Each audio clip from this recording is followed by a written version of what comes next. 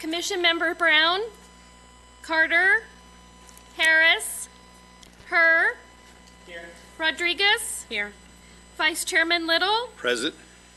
Chairman Vieira. We do not have a quorum this morning. All righty. Well, we'll all rise for the flag salute. Jen, you want to lead us in the flag salute, please?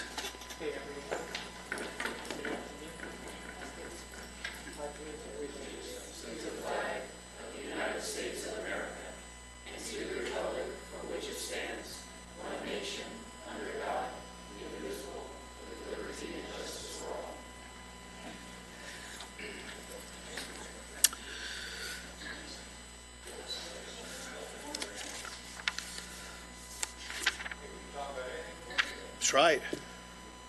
Well, I think we're going to pass over MB1, aren't we? Oversized vehicle? Yeah.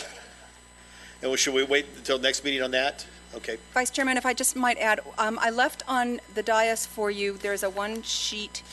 It's a list of rates for storage facilities in the Antelope Valley. That goes in conjunction with the oversized vehicle ordinance, so we'll talk about that at the next meeting. That's fantastic. I just texted this to a friend of mine who was asking me about rates for RVs. This is fantastic. So great. Thank you, Josh. So we'll turn that over until we have a quorum for, is that good for you guys? Okay, great. You want to get right into some of the reports with Mike? Before we start, what does everyone think of Mike's good look? Well, you know, we gave him a hard time. We gave him a hard time this morning. Yeah, he said it was. Yeah, but Lee, he said he was Magnum PI. We thought it was more Juan Valdez, the coffee brewer. You know. I'm weighing all my Halloween options. I want to keep my options open. He looks good. He looks good. I appreciate that. Mike always looks good. So. The response has been mixed, surprising for many. My wife likes it, so that's where I'm going to be. The captain says it does him justice for review purposes. So, so it's a post-military retirement vacation sentimental item that I'm doing. So I appreciate the encouragement. Thank you. I'll be seeking therapy later. That's right. What a way to start off. Here we go.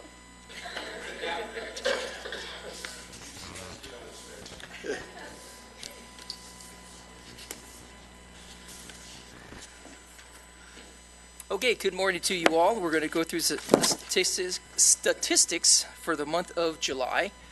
As you can see, beginning with the burglary suppression team, comparing the activities from the month of July and the month of June, we've had an increase of number of felony arrests for the burglary suppression team from 11 to 19 in July.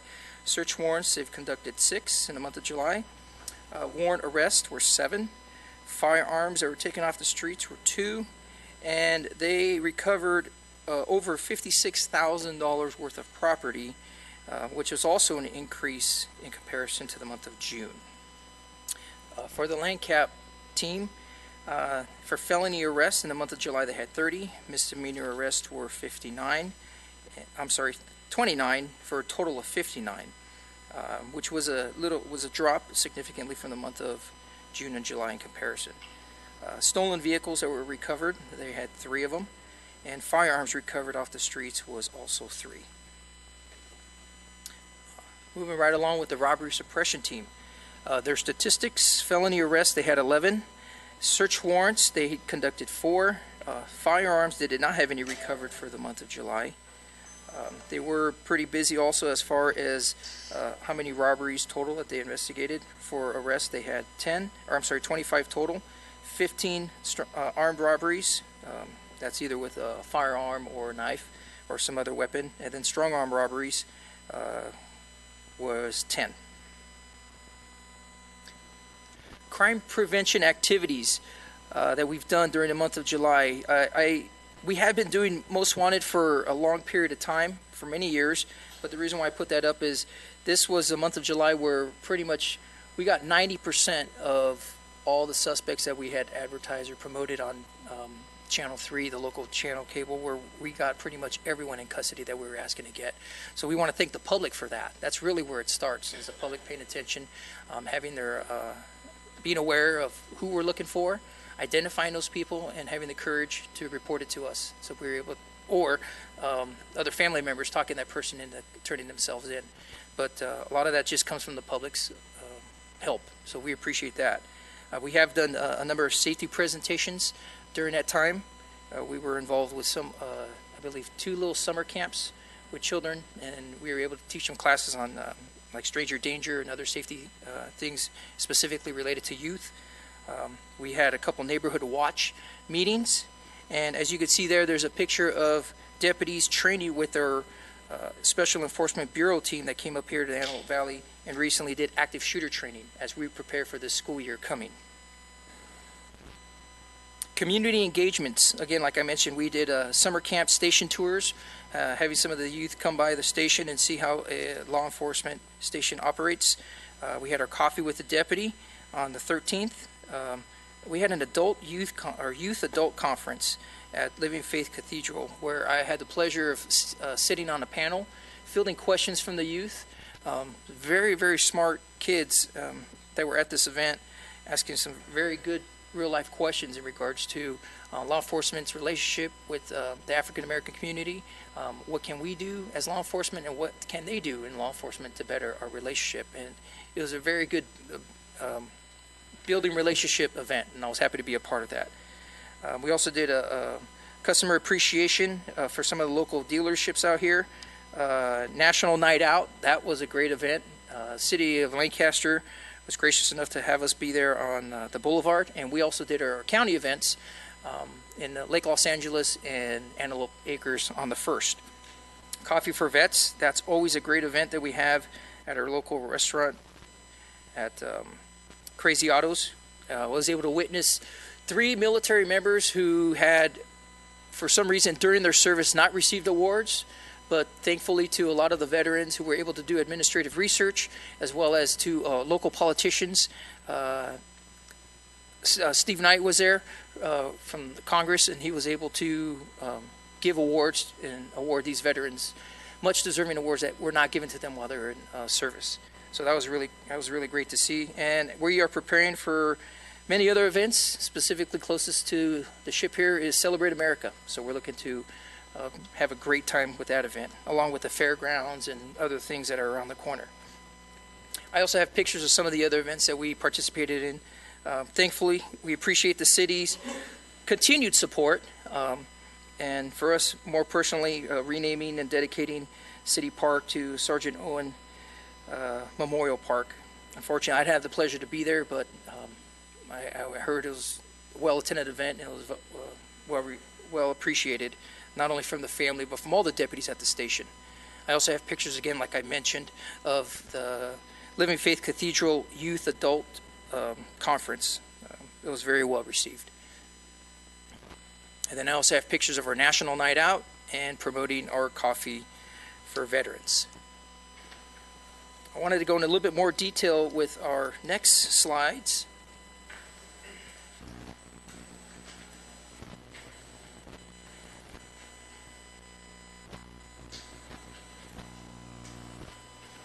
And our ComStats.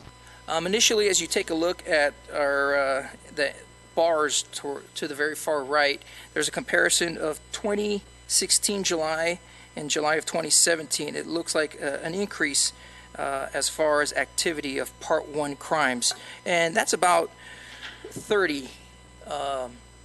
But when we dive deeper into the numbers and do a comparison for year to date, we are still, for Part 1 crimes, about 8% lower this time total for year to date of 2016.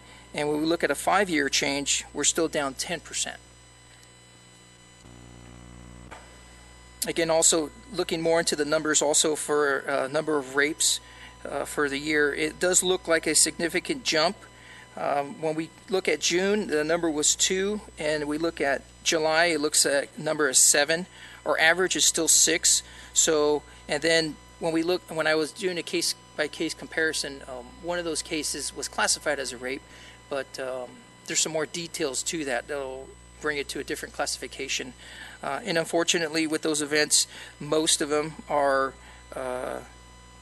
known suspects. In other words, there was a relationship between the victim and the suspect. So we're working closely with Domestic Violent Woman Shelter to try and keep those numbers down, and unfortunately, that's what's currently happening. Again, our robberies in comparison were below average of 26 for the month of July. We're happy with the diligent work that our robbery suppression team is doing. Aggravated assaults also looks like it is a significant jump in that incident. However, a little bit more than 50% of those incidents where the suspect is there, the suspect's been arrested. And then again, also of those assaults, 60% of those are also a known relationship or a previous relationship on that assault. So it's not like there's just random assaults that are happening where people are going shopping and they should not feel unsafe.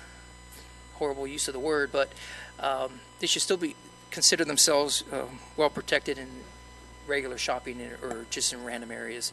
So that's kind of a little bit further explanation of those assaults. And then the same thing with year-to-date of our burglaries.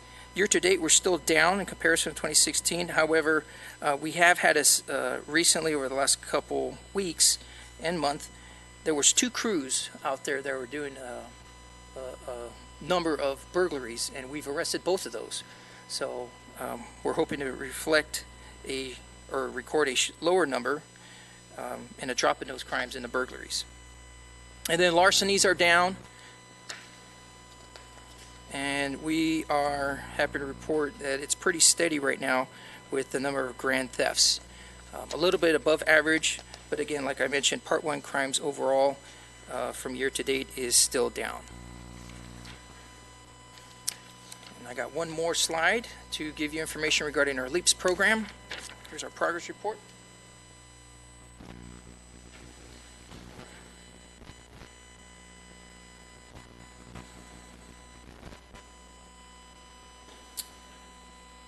All right, so during the month of July, LEAPS was instrumental and supportive of 40 arrests. 29 of those were fights and assaults. 14 of those were burglaries. We also had other offenses with suspicious activity. Specifically, again, we want to give appreciation and thank you to the general public of a specific incident that we had recorded on video with our LEAPS platform. Basically, what we had is we had a suspect that was walking through a neighborhood. A Good Samaritan saw that, reported it to the sheriff's station. In real time, we were able to get deputies there. It was recorded. The LEAPS program was able to locate the suspect in the neighborhood where this armed suspect was walking, gave specific directions to the responding deputies. The deputies were able to make a safe approach. The deputies did locate the suspect with the help of the LEAPS observer, made contact. It turned into a foot pursuit. It was an active event that the LEAPS program was still able to help give us real-time information, feed real information to the ground deputies to ultimately do a safe arrest of the suspect. It later did turn out that the suspect was wanted for other crimes. So again, thank you to that Good Samaritan out there who reported that information, and it just was a perfect example of how this system is so beneficial to us, giving us real-time information, real-time data, and an evidentiary value. The camera was great. I didn't get a chance to speak with the operator, but the ground deputies said that they were able to get some real good information and intel, and they felt safe getting that information. And that's just one example of many other examples that it was used in. We had other information of burglaries that were happening in progress, and we got that information also recorded. So it's great for evidentiary value. Again, 10 persons with a gun. We got one of those also that I mentioned, and then 10 traffic stops. And here's a percentage breakdown of all those events. Again, 40% of those had to be with emergent calls. 21% of those were property crimes. 28% of those were detentions or arrests. 7% were vehicle related, where either a stolen vehicle or a drunk driver or an auto theft in progress was being recorded. And again, those 4% were those other general observations that were happening. And also, coming down the road, one variation or one future idea, a program that we're looking at is also having the ability to have a laptop given to a supervisory vehicle where not only there's an operator at the station relaying information, but we also have maybe a field supervisor who can provide a little bit more experience or provide a little bit more information down on the ground closer to an incident. Let's say, for example, if there's a major incident, hostage situation, or even lower than that, an active shooter situation where a deputy gets there, or it's a major incident prior to additional resources from down south coming up here. We can have a field supervisor with the laptop giving their expertise and their opinion of where they want to locate or position resources, deputies in different areas, additional additional resources. So that's one thing that we're kind of in a pilot program, so to speak, that we're looking at to also implement down the future. Other than that, I don't have any other information to share unless you have any other questions I can field. Mike, on the LEAPS program, you have fights and assaults at 29. Is it reflected in this report here on the? Oh, you're talking about the data? Yeah. Yes, all Okay. those numbers should be in there. 'Cause we had quite a bit of an increase on that, correct? Yes, yeah, on the assaults, yeah.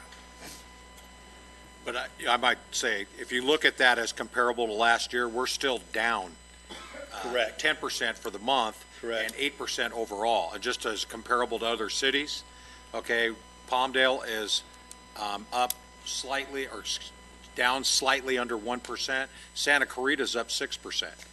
So as a trend is moving forward, as we're seeing comparably to other contract cities within the Sheriff's Department, where their statistic numbers are going up on Part 1 crimes, ours has been steadily going Still down going this down. year. So as you look at that, some of that might be based on frequency, too, like as Mike talked about rapes. One rape can make a huge difference in your swing as far as your percentages, but it's one incident based on low frequency. And then some of the things that are driving some of our ag assault numbers is because we have homicides involved in that. And we've had a few shootings this year. Okay, so that really sways numbers. On the burglary issue, it's more the commercial nighttime. Yes. That was what was really controlling that this year. And again, as Mike pointed out, that the burglary suppression team has arrested those individuals that were in that range. So we should see that number decrease. Sorry, Todd. Yeah, no, absolutely. And another thing to bring up is, I look at these numbers every month, and I have to account for them with my supervisors downtown. So we really do a deep dive into them. And whenever I see a spike like that, it's concerning to me. I want to know why. And something to keep in mind with assaults, it wasn't that we had 100 incidents. They count by victims. So if you have one shooting with multiple victims or one assault with multiple victims, it won't show up as one on the stat. It will show up as the number of victims. And we had about a 10-day period where we had a number of shootings that had multiple victims in each one. So it really pushed the numbers up. But on assaults in particular, I think we had 72 incidents. 48 of the incidents, the victim and suspect knew each other, and 42% of them have been arrested. So it's a pretty Wow. good number of arrests in comparison to how many actual incidents there were. Something always to keep in mind. But Right. it's concerning to me. Whenever I see a spike like that, I want to know why. Right. Because we're trending down on almost everything, really in the face of the stats we're seeing in the rest of the county, and it's really a tribute to the deputies. The deputies work work tremendously hard. Our arrests per deputy are the highest in the North Patrol Division, and they're very high compared to the rest of the county. And that's even in a time where they're really working in a blast furnace.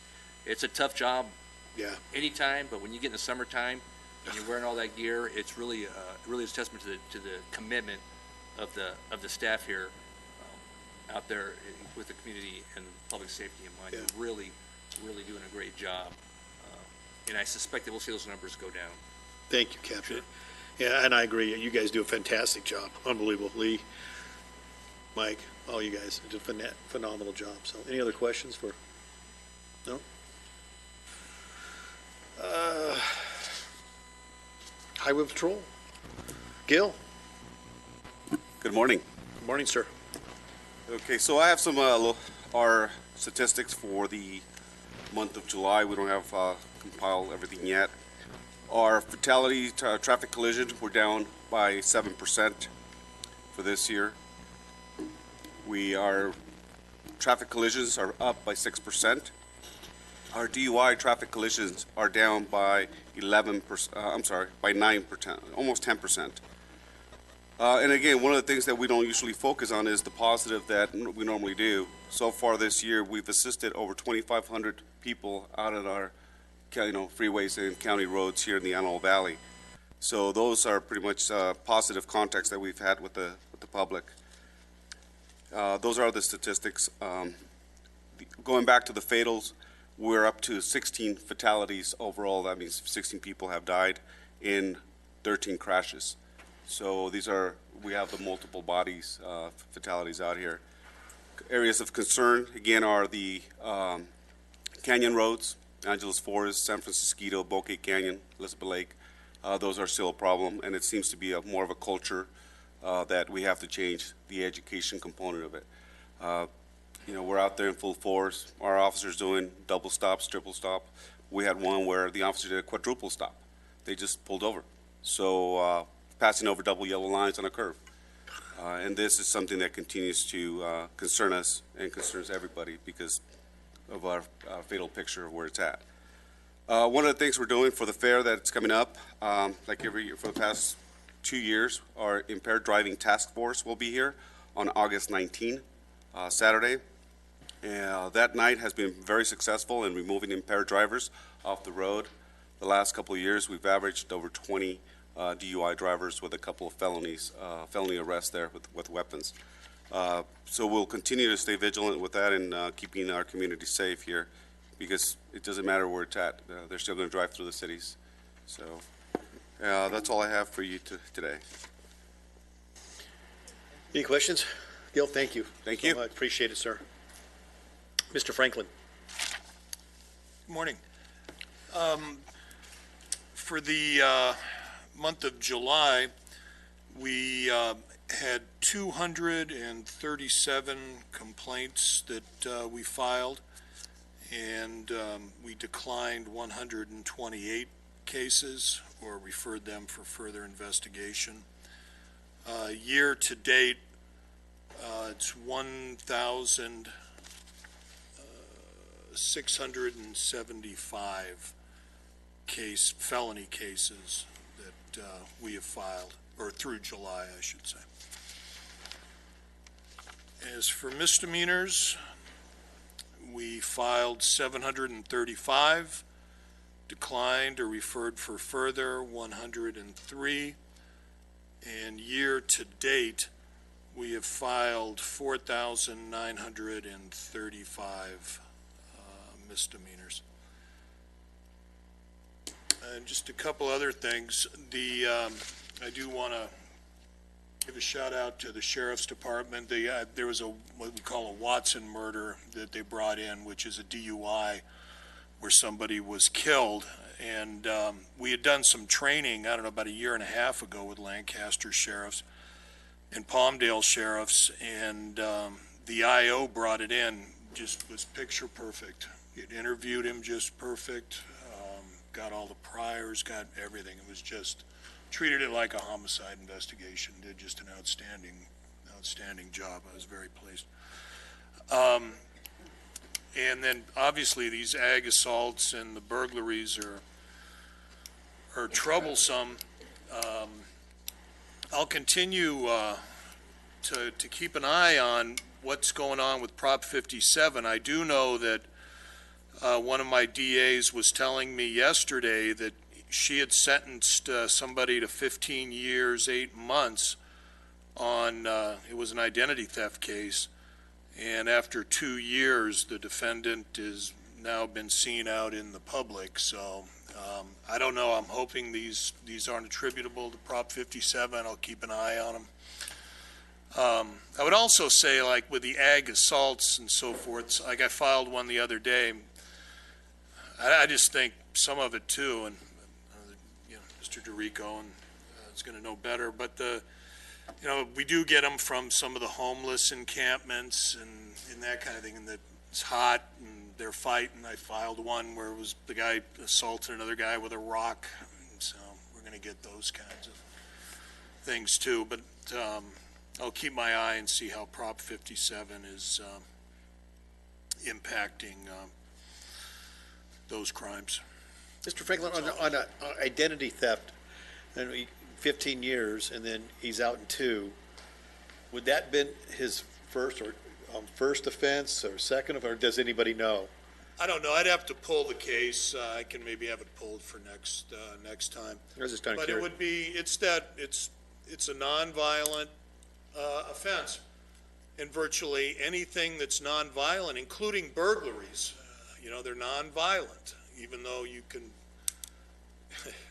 somebody can be home and you burglarize the residence, that's considered nonviolent in this state.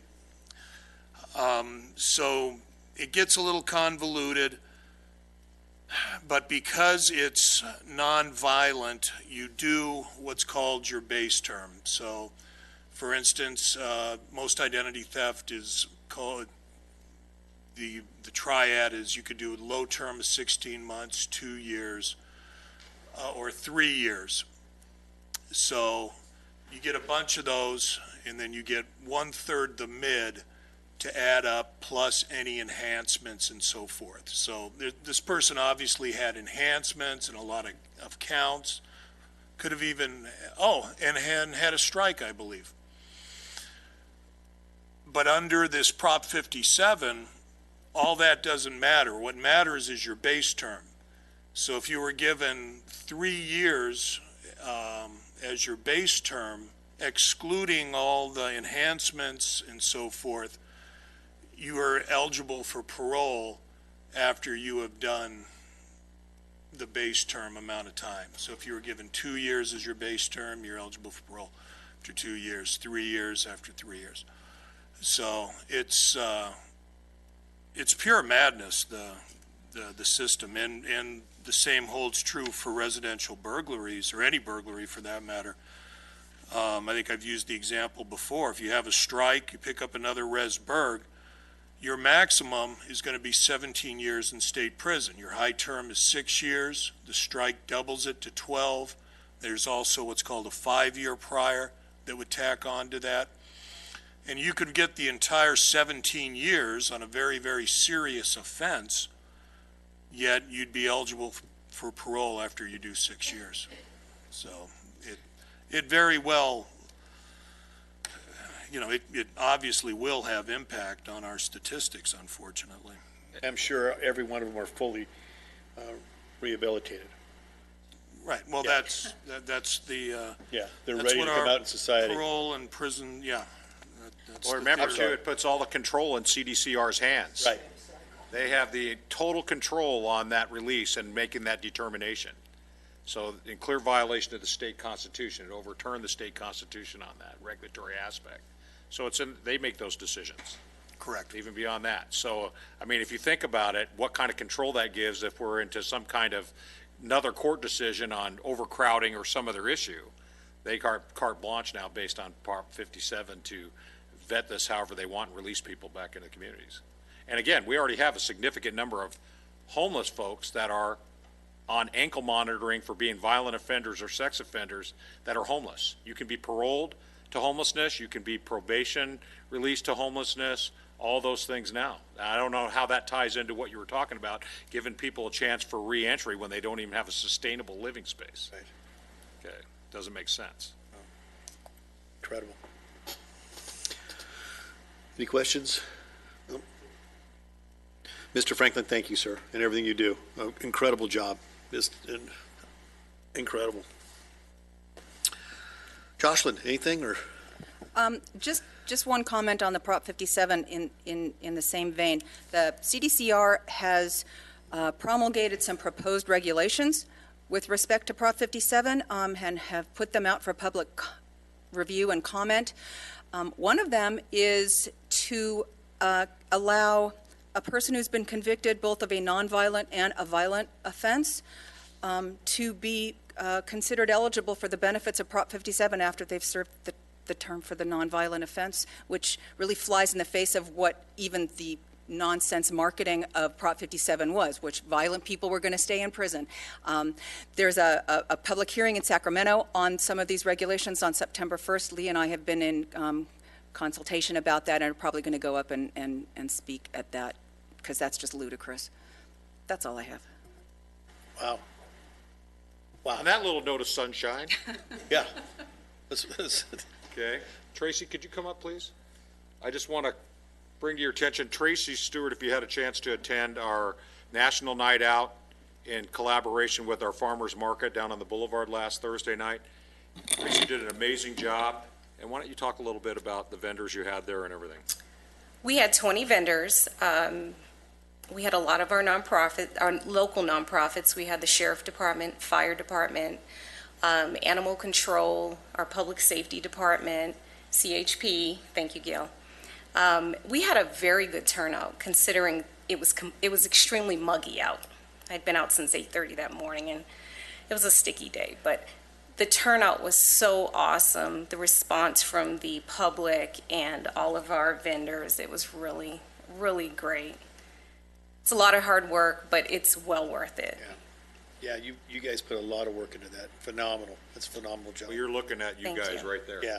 Okay. It's a Tracy team puts those effort. together. Fantastic And job. I'm going to say Tracy. that Chris and Josh and them all step up when she needs help. But on top of all the different things that Tracy's managing out of the Public Safety Department, she organizes these events. Yeah. And she did an amazing job. And that particular day, you're right, that mugginess, I don't know how you did it. It was horrible. But it was so well worth it in the Yeah. end. It was a Fantastic. great turnout. Fantastic. Thank She you. has decided Thank today you. she doesn't like me very much. Though. I don't know what happened today. She already informed me of that. I'll try and fix that before the end of the day. But No, it really was a great event, and I've worked all over the county and been to a number of different national nights out at different contracts. You did a really, really Thank good. you so it was an much, excellent sir. event. And it was Thank a great turnout. It was. It was. Really was a was. great event. thanks, Trace. Thanks, Tracy. Thank you so much. I bring Josh up, but he's scared to death, so I'll leave Josh there. But can you come up, please, and introduce yourselves? This is the gals that are going to be working on like a narcotics education and drug interdiction project from Tarzana Treatment. And Well, it's more prevention, the work that we prevention, do. I'm sorry, not interdiction. That's I keep okay. forgetting that part. That's my theory of what it should be. They both go together. You need both. My name is Kim Sigmund. I am the Youth Substance Abuse Prevention Coordinator at Tarzana Treatment Centers, and these are my colleagues. This is Sarah and this is Desiree. And the work that we do, we're funded by the LA County Department of Public Health to put in place prevention programs that help limit youth access to alcohol and other drugs in the Antelope Valley. And specifically, we spearhead a coalition called AV MAP, Antelope Valley Marijuana, Alcohol, and Pharmaceutical Prevention Coalition. I know it's a long name. I didn't name it. It was there when I got here. Say that 5 times. AV MAP, AV MAP. So some of the stuff we do, we really try to focus on policy and retail, safe retail practices as our overarching goal. We also do a bit of education with youth in the community and parents in the community. But mostly we try to really help. We did a lot of work with the social host ordinance with Mr. Derrico a few years ago, and now we're looking at we're really involved with developing the regulations for marijuana in the unincorporated areas, and then also we are really keeping up to date on a lot of the stuff happening with marijuana in Lancaster and Palmdale, and if anything does change in the future with how marijuana is dealt with here, we'll, we have ideas about that, of how it can be managed, and we have position papers about marijuana, and we're developing them about prescription drugs and methamphetamine as well. You might know that meth is a pretty big problem out here, so we're trying to really integrate that into the work we do this year. We have focused mostly on alcohol and marijuana in the past, but we're switching gears now a little bit into prescription drug abuse and methamphetamine abuse to try to really get underneath that, to try to mitigate that problem for youth in the community. We offer responsible beverage service training to retailers, both in restaurants and in like liquor stores in the area for free. And like I said, we offer prevention classes at the Boys and Girls Club.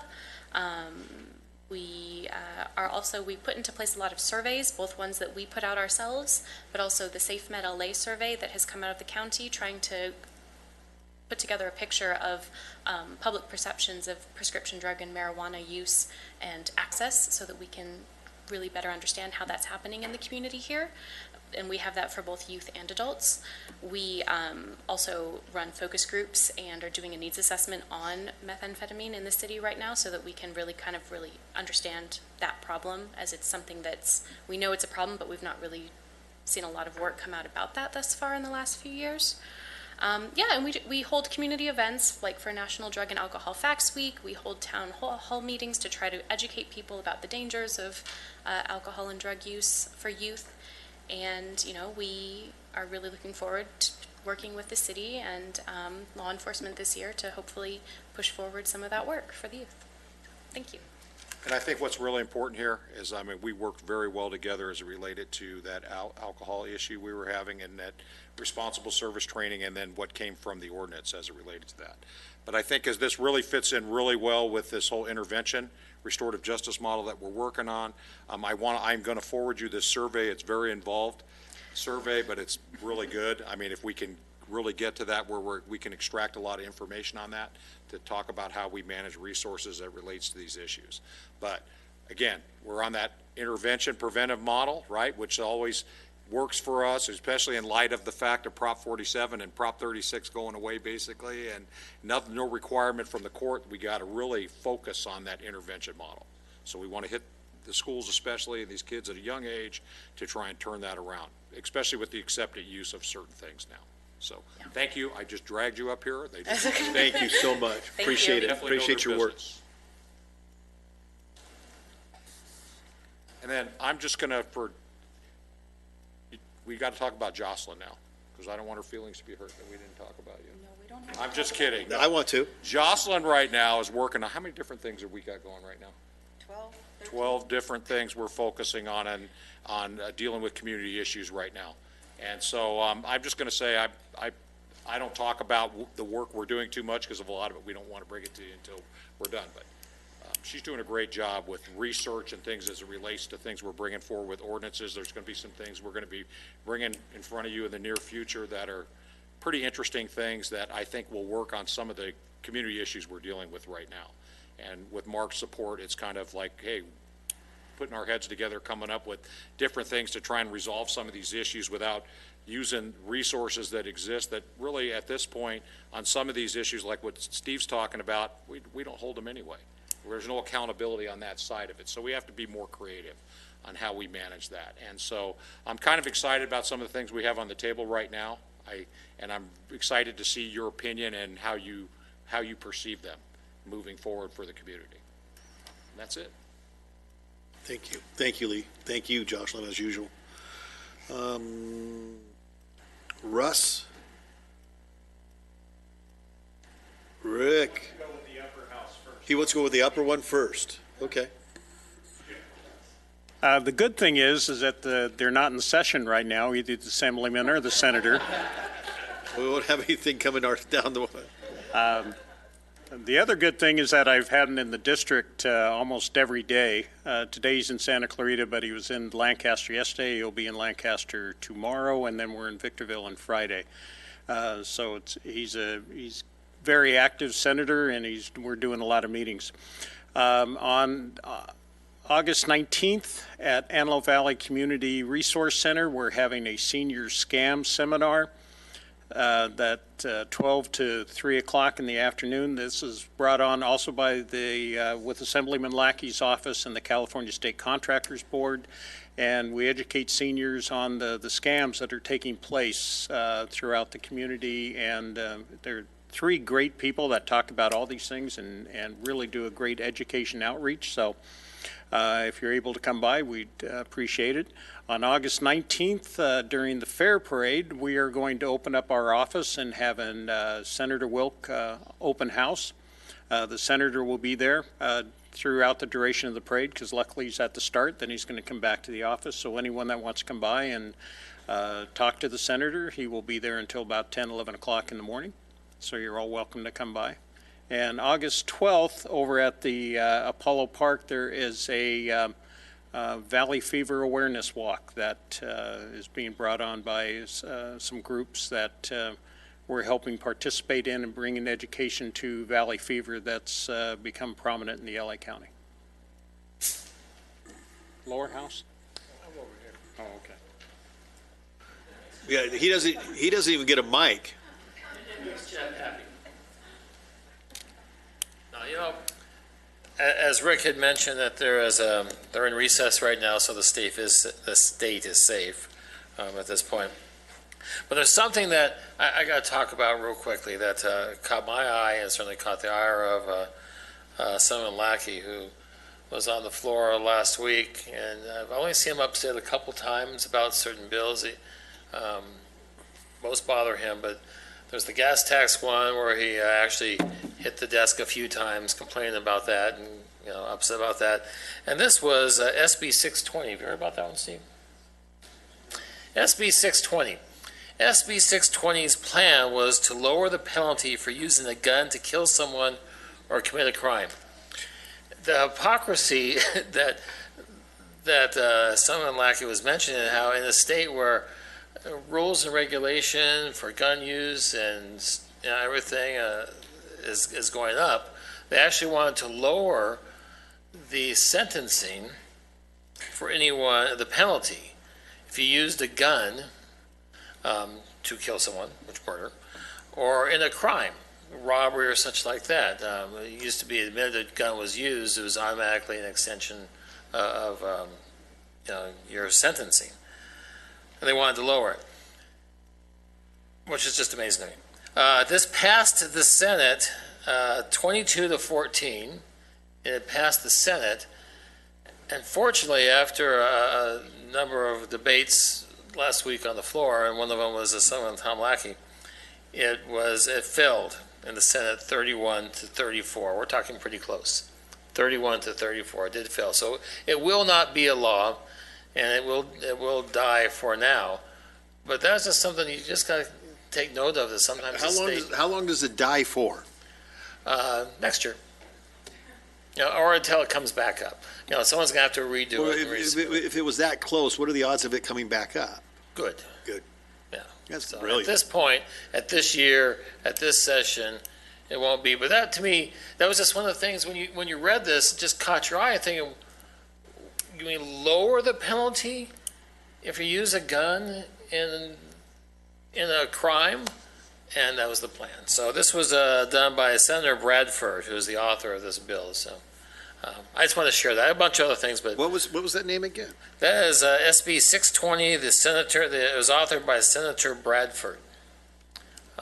And from where? I don't know what district is he in. Yeah. I turned to the Senate. My guess, it's along the coast, west of I-5, and they can see the ocean. That's just my guess. But anyway, that's during our criminal justice light meeting. I'll keep it short. That's it. Thank you. Any questions for Russ? What is the penalty for using I think it was 5 additional. Well, it Yeah. depends. If it's a enumerated crime such as robbery, murder, attempted murder, rape, the big ones, the section is 1202.53 of the penal code. So to possess the weapon, you commit that kind of crime, it's 10 years. If you discharge the weapon, it's 20 years. If you discharge the weapon and somebody is injured or killed, then it's 25 to life. And that's what they want to reduce. That's what They want to reduce those penalties. Yeah.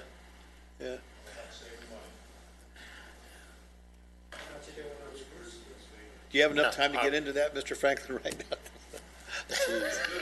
Yes. Boy. Again, thank you, Mr. Franklin. Jeez. The beauty is it's not going to happen now. So that's good. I brought a little sunshine, Jocelyn, to your stories.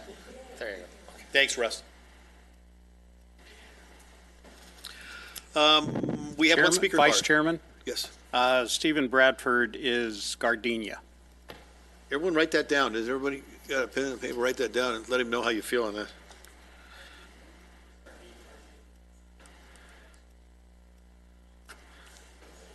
Thank you, Rick. Which is west of Public business from the floor. Non-agendized items, we can't take anything, but we have one speaker card. David Paul.